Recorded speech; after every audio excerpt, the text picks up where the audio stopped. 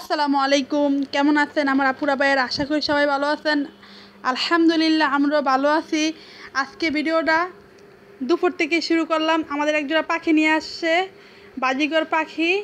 আর আপনারা তো জানেন, যা নাকি আমাদের আগের ভিডিওগুলো দেখতেন তারা তো জানেন যে আমরা অনেক পাখি পছন্দ করি।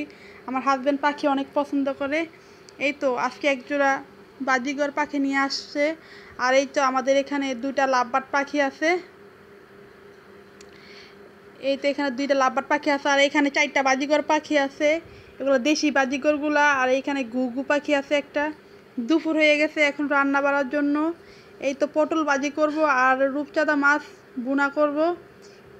এই তো আর এখন রূপচাঁদা মাছটা আমি একটু ভেজে নিব। হলুদ আর লবণ দিয়ে এখন মেখে নিলাম। তো আমি একটা কড়াইতে তেল বসে দিয়ে তেলটা গরম হয়ে আসলে আমি এখন মাছগুলো ভেজে দিব। আর আমি একটু দুধ বসাবো। আমি একটু লাচ্চা সেমাই রান্না করব আজকে ইফতারিতে, একটু সেমাই রান্না করব। এটা আমার মাছগুলো ভাজা হয়ে গেছে। আমি একটা কড়াইতে এখন তো তেল তেল দিয়েছি আর পেঁয়াজ দিয়ে দিলাম। আমি এখন মাছ ভুনাগুলা করে নিব। এটা পেঁয়াজটা একটু ভাজা হয়ে আসলে আমি একটু টমেটোগুলো দিয়ে দিব। একটু হলুদ, একটু আদা রসুন বাটা দিব, আর হলুদ মরিচ পরিমাণ মতো দিয়ে দিব।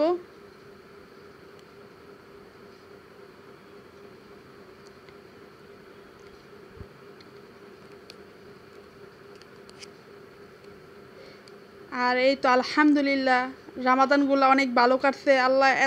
আল্লাহর রহমতের দিনগুলো তো তাড়াতাড়ি চলে গেল। আলহামদুলিল্লাহ।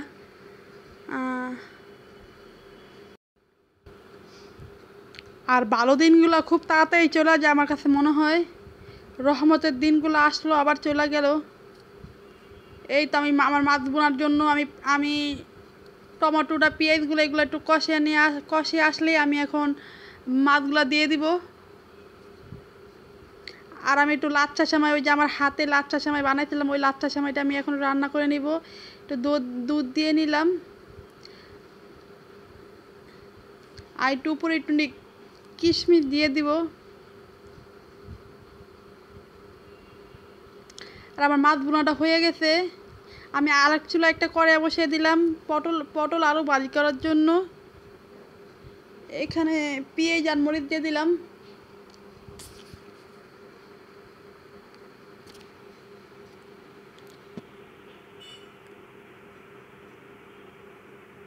এই তো আমার পটলগুলো আমি এখন দিয়ে দিব। এই তো আমার ভাজিটা হয়ে গেছে, পটল আলু ভাজি হয়ে গেছে। আর এখন এই তো ইফতারের জন্য বাঙ্গি কেটে নিতেছি। এটা আপনারও এক এক জায়গার ভাষাতে কি বলে জানি না। আমাদের আমাদের গ্রামে, আমাদের দেশের ভাষা এটারে হুড বলে, অনেকে চিনাই বলে। এই তো বাঙ্গিরাও কাটা হয়ে গেছে।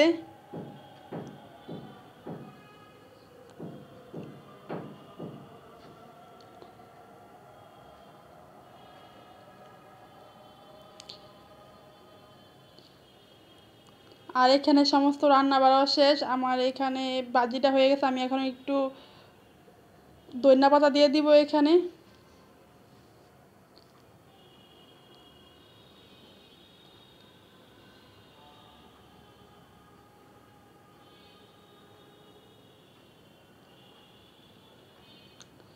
এই তো আজকে হইলো ভাজি করলাম মাছের তরকারি, আর এখানে এলো টমেটোর টক। আমি এখন ইফতারির জন্য আজকে সেমাই আর আর আমি পরোটা ভেজে নিব। রেডিমেড পরোটাটা আমি ভেজে নিব।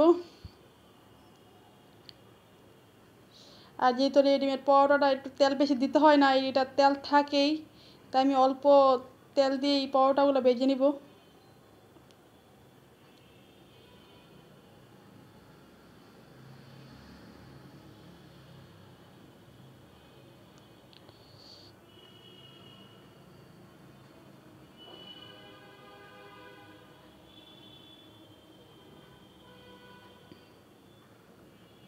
এই তো আমার পরোটাগুলো ভাজা হয়ে গেছে এখন।